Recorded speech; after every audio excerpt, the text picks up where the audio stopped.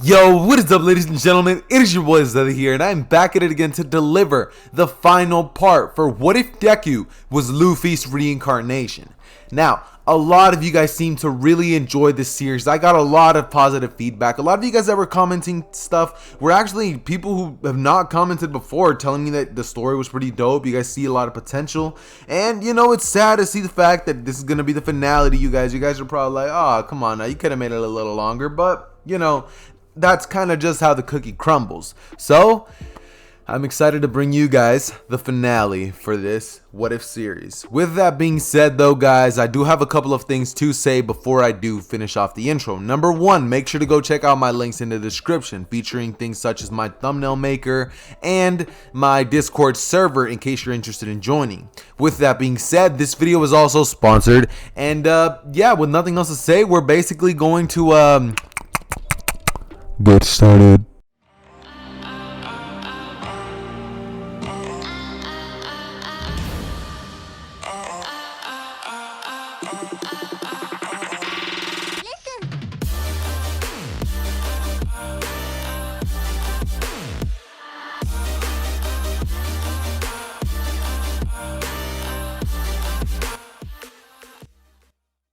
So we're basically going to be picking off our story right where we had left off. Essentially, Deku had gone over to give the grand speech of the UA School Festival, and, well, the crowd seemed to eat it all up. Now, in specific to what exactly it was that he said, not gonna lie to you guys, I'm very bad at giving speeches, so I'm kind of just gonna say that Deku said something awesome, the people ate it up, and now Deku is like the chosen favorite to win the school festival.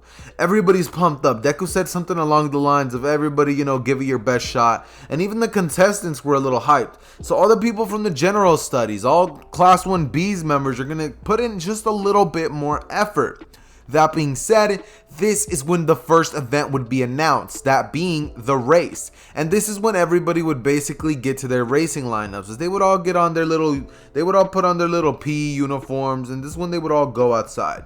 People would immediately start yelling, Deku, Deku, you know, at the top of their lungs. And Deku would just be smiling as he's like, whoa, didn't know this many people were gonna like me. As immediately, you would see Bakugo come in out of nowhere being like, yeah, nerd, of course they were gonna like you after you did that little speech. As Deku would look at him and say, geez, Bakugo, always so moody you. As this is when Deku would basically get in his spot of line, right? Now, this is when Midnight would basically announce the beginning of the race, as Deku would proceed to, well, essentially grow all the way to the top, because he knew Todoroki was about to do something along the lines of what he ended up doing. So what Deku did was he basically jumped up into the air and he pretty much grabbed onto the top of the stadium, as this is when Todoroki would have froze everything, and Deku just decided, I can see the other side of the stadium from all the way over here. He would pretty much stretch his arm all the way to the other side and then let go of the one that he had previously, as he would pretty much slingshot straight to the finish line, having to deal with zero problems, zero difficulties, and they ended up winning. That being said, this is when, no, I said they, but no, Deku ended up winning. And as for the rest of the people, they ended up getting their canon counterpart scores. I would say that, yeah, they ended up getting exactly the scores that you would imagine that they would get. That being said, this is when then after they would have some events for the people who didn't get, you know, too far. And well, afterwards, the cavalry battle would be announced. Deku would be told that he needs to get about 3 more partners, and immediately Deku would know on sight who it is that he's gonna choose.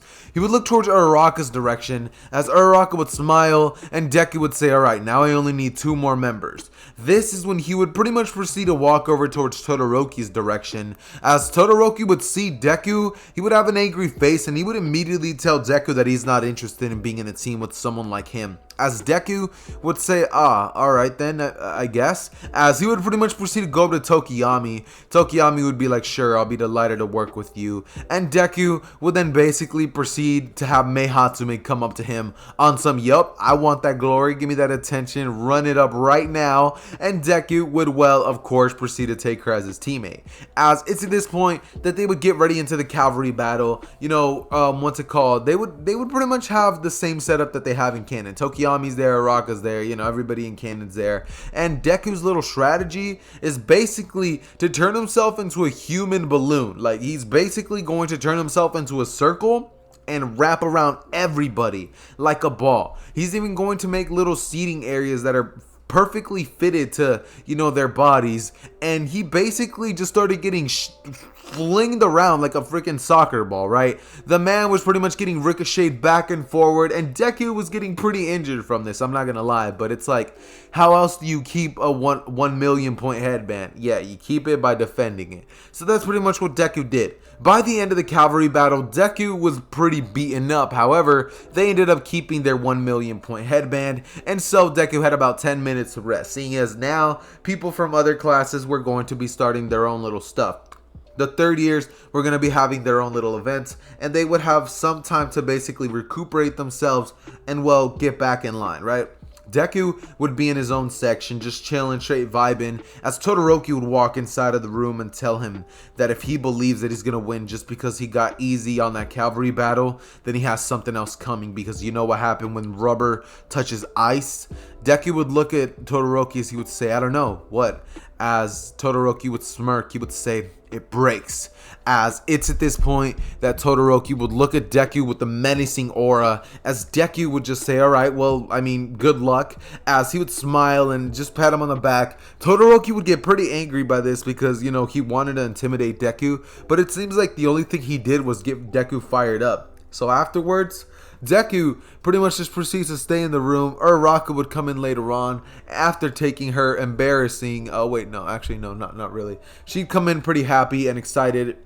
And this is when Deku would look at her as he would say, have you heard about the sponsor of today's video? As Uraraka would say, what sponsor? As Deku would look at her and say, our beautiful sponsor, of course, at Fandom. They are bringing to you guys the best anime merch apparel on the market. They offer Dragon Ball Super, Naruto merch, One Piece. They offer Tokyo Revengers, The Seven Deadly Sins, One Punch Man, Fairy Tail, any merch you guys could possibly want. They offer varieties of selections for the styles that you guys may have. They offer shorts, hoodies, jean jackets, backpacks, hats. They offer everything, boys. So it's like, you know, you kind of want to cop yourself some of this fire merch, right? They got Black Clover, Dr. Stone, Inuyasha, Death Note. And if you guys have ever won, oh wow, that's actually kind of fire. Hold on now, give me a second. Hold on, no, we're gonna take a quick. Okay, that is fire. If you guys have ever wanted some Black Clover merch, don't look any further, because this is straight fire. Like, look at this stuff. This is pretty heat. Okay. I'm getting off topic when it comes down to the sponsorship, right? Bottom line, they have pretty dope merch. You know, they have Genshin Impact, The Promised Neverland. You guys, from what you guys can't see up screen, you guys can see that they have multiple variations of merch for you guys to choose from. So it doesn't really matter what it is you're looking for. I promise you guys, you will be finding merch for whatever it is you need. And with that being said, that is basically going to be it for today's sponsor. I hope you guys, you know, have been liking the video so far. And with that being said, we're going to be getting right back into the story.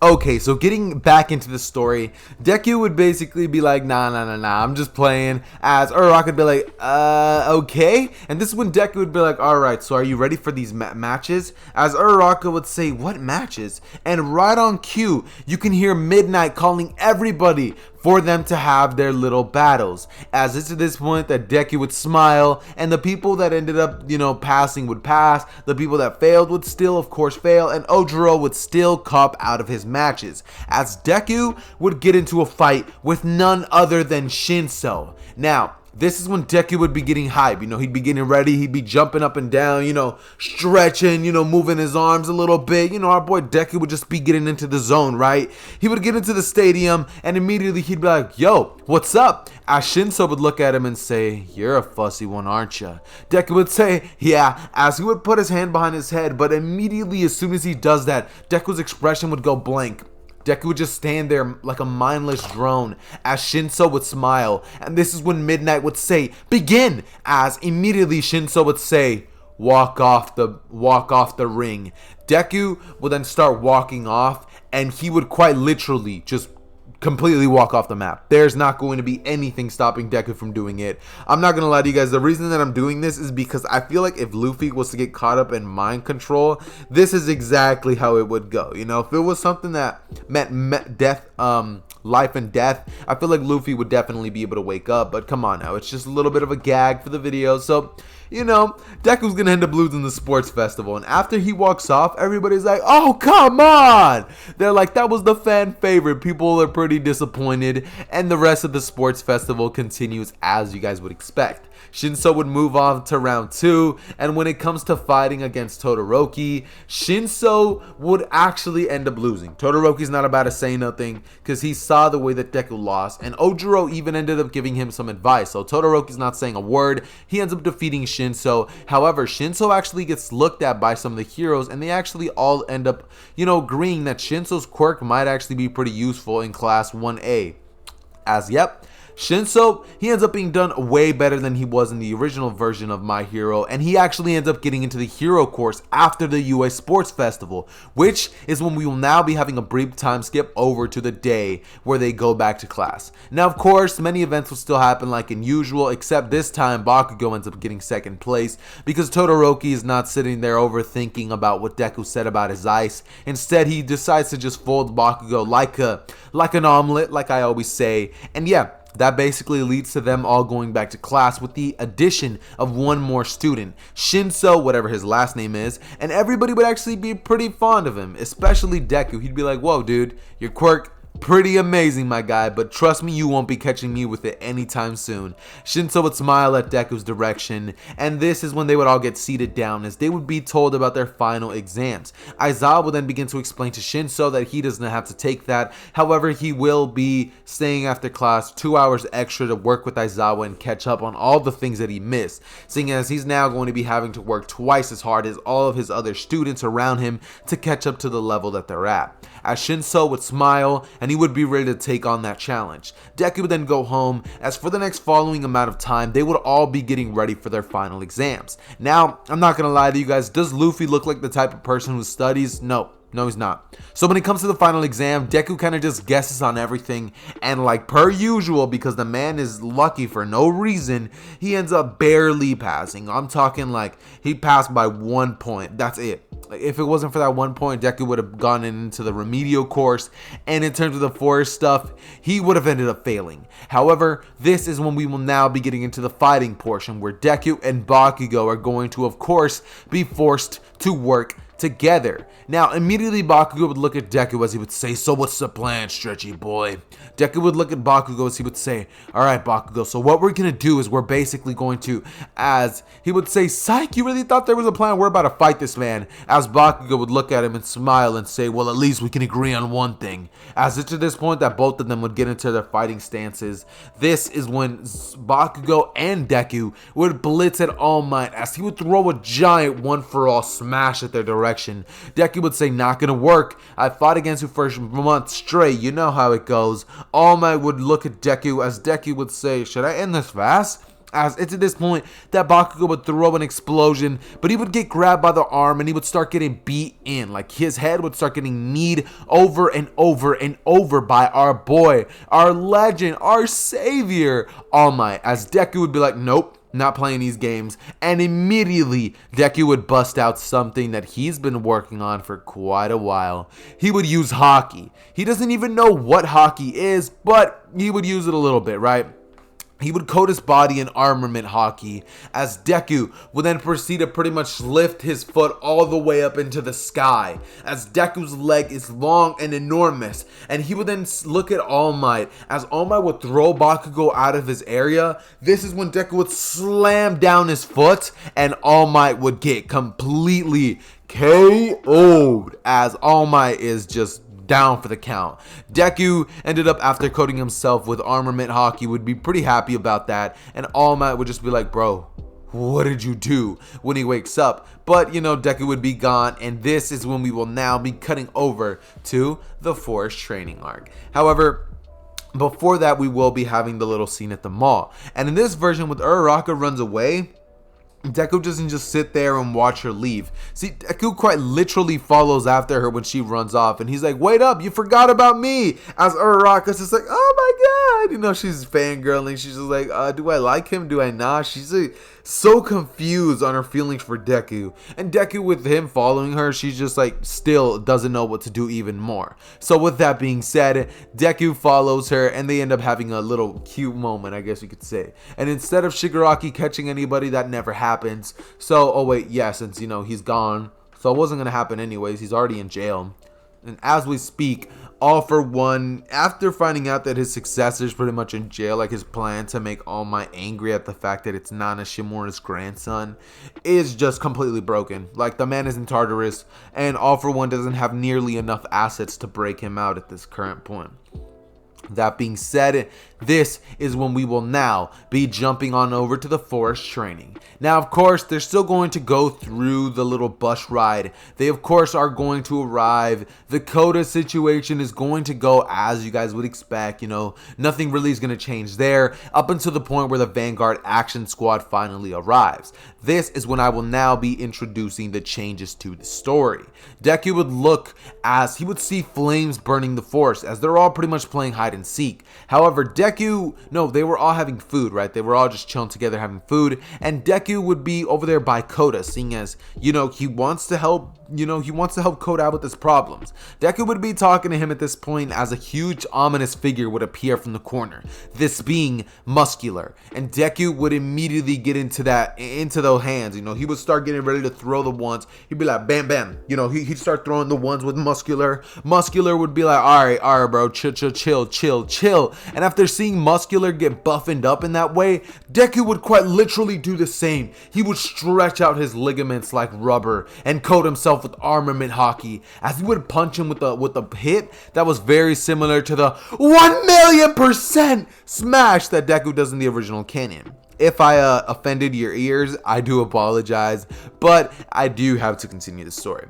That being said, this is when Deku would rush in through the forest, and he and a bunch of other people, including Shinso, would actually be able to take out more people than there was in the original. With Shinso's addition to the team, this means that Shinso was there, and he was actually able to stop Dabi whenever it was that Aizawa had to fight against him. Yeah, there was none of that moment. Shinso just talked to him, and he got brainwashed, turning into sludge. And so afterwards, Shinso actually went over to where the Pussycats and Aizawa were fighting against the little Vanguard Action Squad members like Spinner and Magma, because oh my god, I completely forgot about the internships.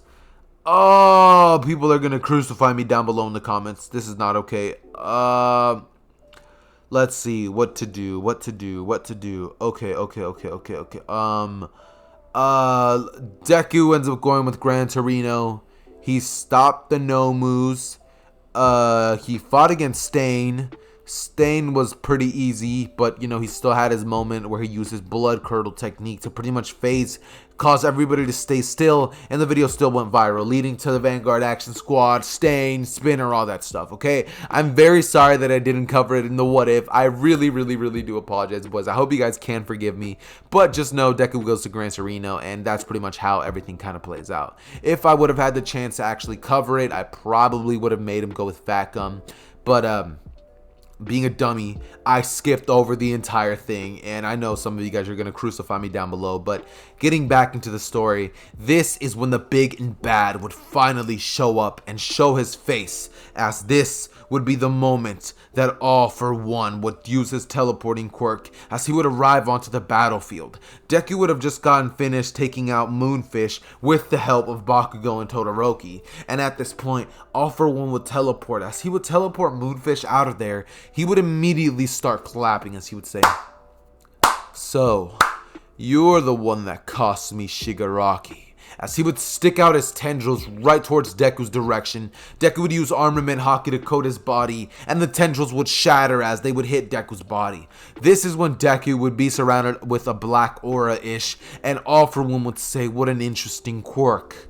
Or, guess it's gonna be about that time to take it from you. As he would walk over to Deku, Deku would stretch his arms. He would go over to punch All For One. However, he would use a barrier quirk to stop it, and Deku would actually get his hand touched by All For One. As he would try to rip away the quirk, but he would notice it's not a quirk. And right as he gets that realization, Deku, using armament Haki, would punch All For One so hard in the face, cracking his mask. Todoroki shot a giant iceberg, which caused All For One to get caught in one place, and Bakugo used the howitzer impact, as all three of them basically used a One's Justice combo wombo to take out All For One. And yeah, that's basically how that battle goes. I'm gonna keep it a bug with you guys. All for Luffy Deku with Haki. He was not about to lose this fight, and I know all of you guys know this, so it's like, let's beat around the bush and just get it over with. Deku stomped with the help of Todoroki and Bakugo. All For One was taken in prison, and that being said, that pretty much concludes that entire threat. Now, we will be going into the next part. However, if you guys want the finale of this to be recorded the very next day, which will probably be about a 10-minute recording, then I suggest that you guys, of course, end up smashing, completely abolishing. Actually, you know what? Nah. Completely scratch what I just said. This is not going to be marking the end. I can keep going. I know I can, and that's what I'm going to do. They will, after having this little forest training incident event, they're basically all going to go back to school, seeing as it didn't go out to the media, nobody got kidnapped, everything kind of went well, so they all pretty much end up going back into their schooling system, where they have about 1 month worth of normal schooling until they're pretty much told about their provisional license. I hate the provisional license arc, so I will not be covering it. Not at all, not whatsoever. Not even a centimeter of this little arc will be covered. So we're now just basically going to skip back to when they all in class and they have to meet the infamous big three. No, wait, not infamous, but like famous big three of UA, seeing as, you know, they're not famous for doing something bad, they're famous for being good. So, you know, I kind of use the wrong wording, but yada yada yada, you guys get the point, right? Deku would pretty much stand there, as it's at this point that, you know, of course, Mirio and Deku meeting each other for the first time would be a beautiful thing. See, Mirio and Deku both have some very eccentric personalities, so immediately they would both click, and it's just like, how are you gonna not click with somebody who's almost the same as you? I mean, it's weird because low-key, people who are kind of similar don't end up clicking. Most of the time it's opposites, but for this one time, I'm gonna be saying that Deku and Mirio click, right? Mirio, of course, ends up challenging the class, and when it comes to fighting Deku, that battle is incredible. Deku ends up using another form of Haki, which I'm just adding in for no reason. I bet you guys are like, you never explained how we got Haki! You never did it! Ah! You're probably like raging in the comment section down below, talking about some, I'm gonna unsubscribe to you, you don't understand Haki. You wanted Haki, I'm giving you Haki, be happy. If you don't like it, deal with it, I don't care. But yeah, Deku uses observation Haki. I watched like a little 4-minute video, so I kind of understand how it works. So it's like, yeah, I'm just gonna throw it in here. And Deku would use observation Haki as he would dodge the blow and see that Mirio was about to phase out and phase back in on sight. So Deku proceeds to punch right at that part of Mirio that wasn't phased out, and he pretty much proceeds to KO Mirio without a second thought. That being said, Mirio would pretty much get dropped down to the ground, and this is when Deku would essentially proceed to be victorious. He would stand tall before Mirio. Mirio would be like, bro, you're pretty OP. Come to my agency. And Deku would be like, I would be delighted. They would, of course, go to Sir Naide's agency, where Sir Naide would be like, bro, you are so weird. But after seeing Deku stretch out in the way that he does, Sir Naide would chuckle a little bit, and he would end up basically giving Deku the stamp. Also, one thing that adds to Sir Naide liking Deku is the simple fact that, well, Deku is not the successor of One for All, so Sir Naide doesn't have this sort of prejudice towards him where he thinks that Mirio should have gotten it. So Sir Naide is way more mellowed out and chill in this version. This leads to, of course, Mirio and Deku going out on patrol, leading to Eri running out of the alleyway. When Eri does this, Deku immediately, upon noticing that a child was getting hurt, not like our canon Deku where he was terrified of the consequences of what would happen if he was to fight Overhaul, this version of Deku was not going to stand for a kid getting hurt the way that he just saw. Deku would get enraged as he would immediately look at the alleyway. Overhaul would begin to take off his gloves. However, before he even got the chance, Deku threw a barrage of Gum Gum Gatling blows at Overhaul. It was about 500 mighty blows covered in armament hockey, which paralyzed Overhaul completely, leaving Overhaul a shell of his former self. And he then proceeded to take Eri in, as she was then treated like an entire queen, a princess, because, you know, bro, you're not about to hurt a kid like that in Deku's presence and then like expect to get away with it. Overhaul is pretty much a vegetable, and they end up taking the rest of the Overhaul stuff down. So with that being said, afterwards Deku ends up being a sort of big brother figure towards Eri, and this would lead to the UA Sports Festival, where Deku, you know, he does his thing. You know, he has like the little gentle criminal versus La Brava fight, and that is where What If Deku Was Luffy's Reincarnation is going to be wrapped up. I hope you guys enjoyed this little fast-paced version of my storytelling that I usually do. And if you didn't, sorry, not sorry, I guess. I don't know what you want to hear, but it's like, yeah. That being said though, guys, I do hope you guys enjoyed the video. I do hope you guys go on to leave a like, as well as leave a comment. Let me know what series you guys want next. But I'm pretty sure that the same day you guys are getting this, you are also gonna get What If Deku Was Frieza's Reincarnation. And if you don't get it the day that this is dropped, you're probably going to be getting it the day afterwards. But most likely, you're getting a double upload the day that you see this video. With that being said, I love each and every single one of you guys. It has been your boy Zether, and I am out. Peace.